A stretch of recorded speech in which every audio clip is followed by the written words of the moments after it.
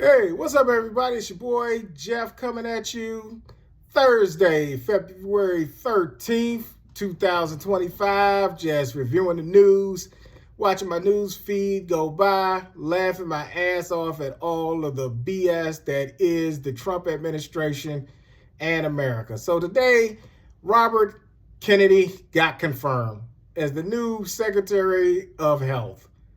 A guy who has worms in his brain, according to him. He's never been a doctor. He's never been anything other than a guy who was tied to a famous family. And this is the guy now that will be in charge of vaccines, food, all sorts of stuff that will affect your health. Which medicines go out, which medicines don't go out. He'll also have ties to Medicaid and Medicare. This is crazy. Unbelievable. I thought the worst of the lot was Linda McMahon, but Robert Kennedy getting confirmed was this is a disaster. And Linda McMahon is the worst because she's never been a teacher or educator, and her only charge from the Trump administration is to shut down an agency, which you actually need Congress to do that. But they're going to weaken it so much that it will be basically impotent and ineffective to help the American people. What a day, what a time that we're living through. There's just so much to unpack. So much to unpack. I mean, it's just absolutely mind-boggling what we're watching here. We had a press conference by Elon Musk this week. Elon Musk was in the Oval Office with his son, looking to try to present himself as a person that deserves sympathy, that he's like every other regular parent in America, dealing with his son at the Oval Office, trying to explain why he needs to shrink government, take American jobs, and at the same time tell you to your face that he's going to get some things wrong, but because he gets them wrong, he'll correct them. Just trust him. Same week that he's trying to take your jobs, your federal jobs, and I'm sure it's going to go into private industry down the road, this man has a $450 million contract to build weapons of war. Elon, if you're the richest man in the world, why can't you take some of your money and build your own weapons and then present them to the government as a bid item? Very simple. This isn't hard. This is simple. You're the richest man in the world with an estimated net worth of $300 billion. Why do you need a government contract for $450 million? Folks, the steal is happening right in front of us. Right in front of us. And some of us have turned a deaf ear and a blind eye to it. This is going to be an epic disaster for our future. I move on to different subjects today because I'm in the mood to just talk about a myriad of things. I enjoyed the Super Bowl. I enjoyed Kendrick Lamar's performance. Didn't understand all the words because I'm a 52-year-old guy and I grew up in the era of EPMD, LL Cool J, Method Man, and the rest. So I do like Kendrick. It's all right with me. But the oddest thing of the Super Bowl weekend was watching Kanye West give a commercial and then have his website sell t-shirts with swastikas on them. What the fuck? Kanye. Yeezy. Do you need that much attention? I mean, how much attention do you fucking need? You married a Kardashian. Do you not understand? That's enough attention for the rest of your fucking life. You don't have to sell t-shirts with swastikas on them. Shame on you. And there was just so much news. It was just so much this week to just fucking unpack that it can make your fucking head spin. I mean, I watch the news sometimes and I just get utterly fucking confused. Am I living in America? Am I living in a Twilight Zone? Oh my God, this is horrible. It's horrible. We have the worst president of all time who's been bought and paid for by Elon Musk with a $250 million donation. We have now the Health and Human Services Secretary who made a huge donation and decided to throw his support behind Donald Trump.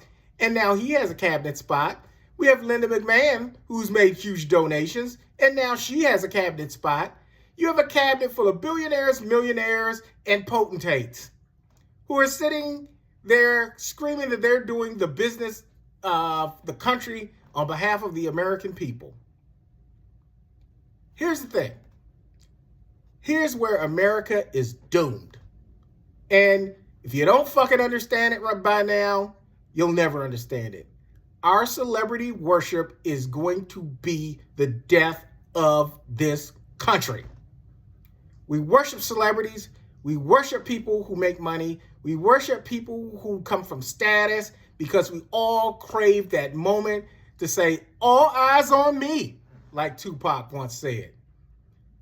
You know, that's all it is. We want all eyes on us. Everybody wants the piece of America. Piece of America. You have Donald Trump now deciding to name the Gulf of Mexico the Gulf of America. He's told Denmark that he may take the country by force. He's put trade tariffs on China, Canada, Mexico. These are people who already had deals which he negotiated in 2018, which pretty much were left unchanged by Joe Biden and his administration. So I have no understanding why you would do something like this.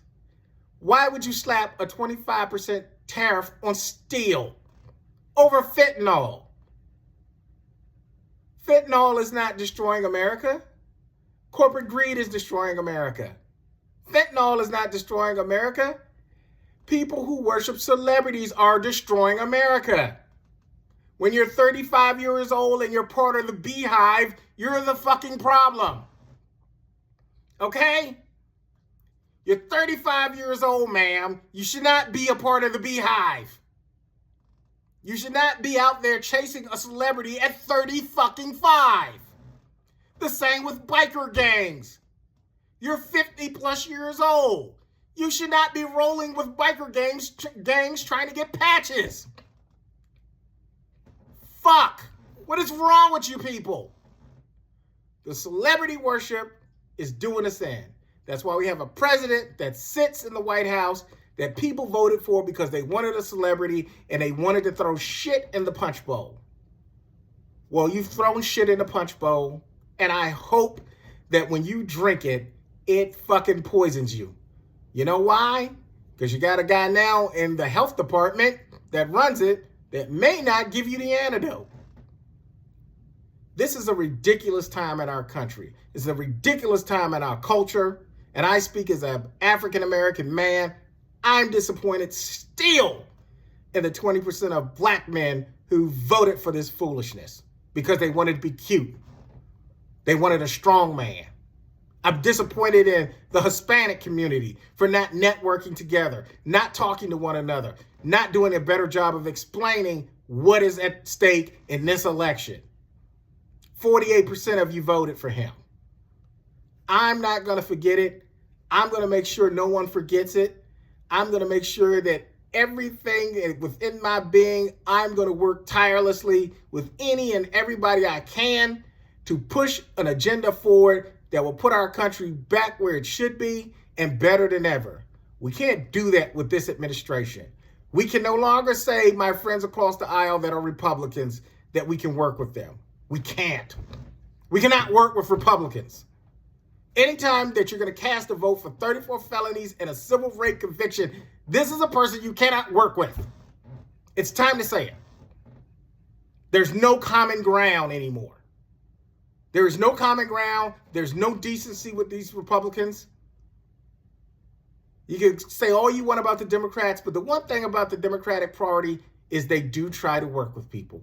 They will hear your argument. Maybe they'll do something on it. Maybe they won't. But they'll hear your argument and they'll make strides. And strides sometimes take time. But this whiny little bitch mentality that we have today in America is horrible. And it all stems from celebrity worship. It stems from people wanting to have so much money that they don't know what to do with it, and they crave that glamorous life that Sheila E. used to sing about. We're in trouble. We got to vote in those midterms. We got to push candidates. We can't sit on the sidelines and act like we don't hear or see things that are going on. We need your vote. Register. Get your grandma registered. Get your kids registered. Get out there. Get to the polls for these midterms. If you know people in your community that have a voice like mine, push them to actually run for office. Congress, Senate. There's a ton of Senate seats coming up. There's a ton of congressional seats coming up. There are a ton of judge seats coming up. We need to be actively engaged every day and every moment of the day to make sure that we give our kids and our people around us a better chance. I have a book coming out in a couple weeks called Kill It, Contain It, Pay It Off, Understanding the Eurocentric Hypocrisy That Is America.